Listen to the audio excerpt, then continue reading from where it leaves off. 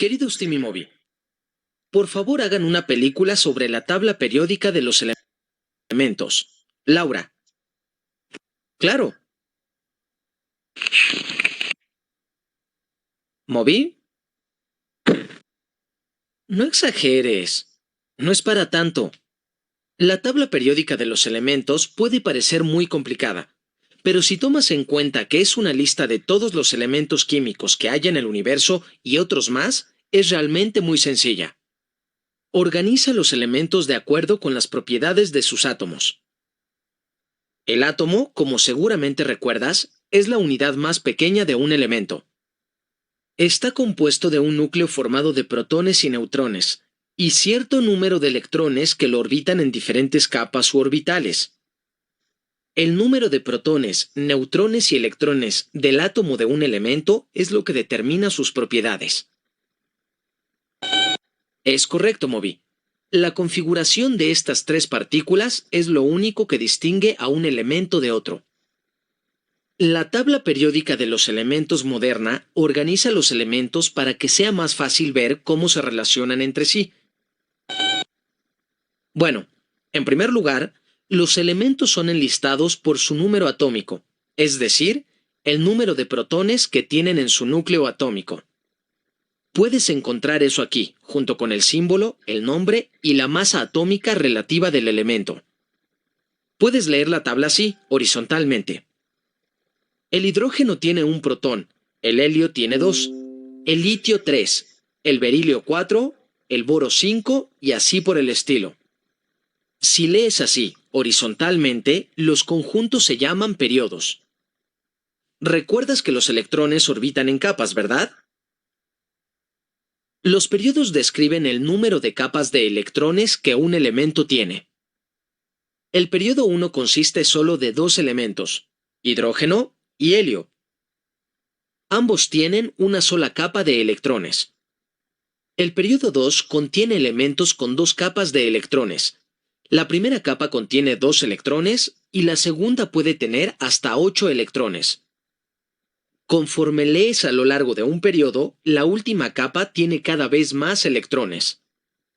Por ejemplo, el litio tiene un electrón en la última capa, el berilio tiene 2 electrones, el boro tiene 3 y así sucesivamente.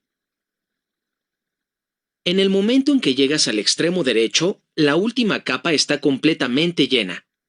Los periodos 6 y 7 contienen tantos elementos que los científicos sacaron unos cuantos y los pusieron hasta abajo.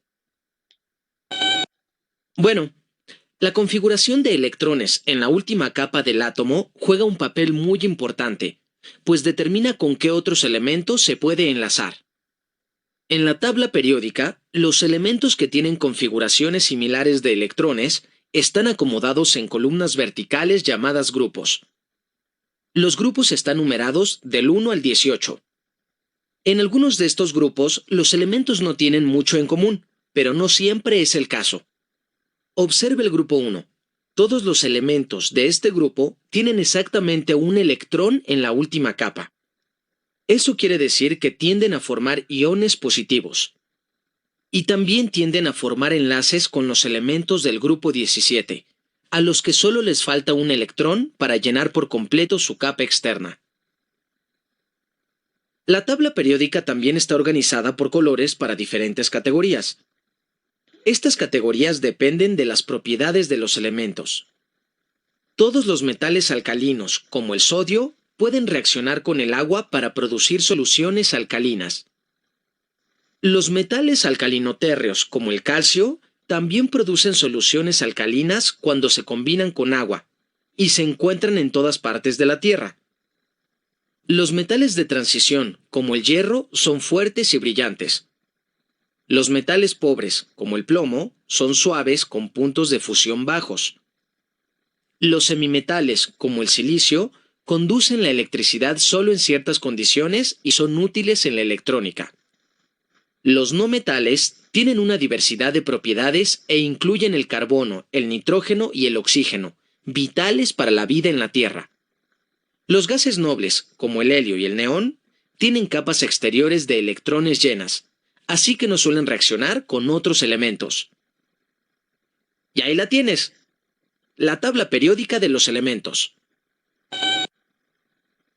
Pues he visto tablas con elementos que llegan hasta el número atómico 118, pero cualquier elemento por encima de 92, que es el uranio, es demasiado inestable para ocurrir en la naturaleza y tiene que hacerse en un laboratorio.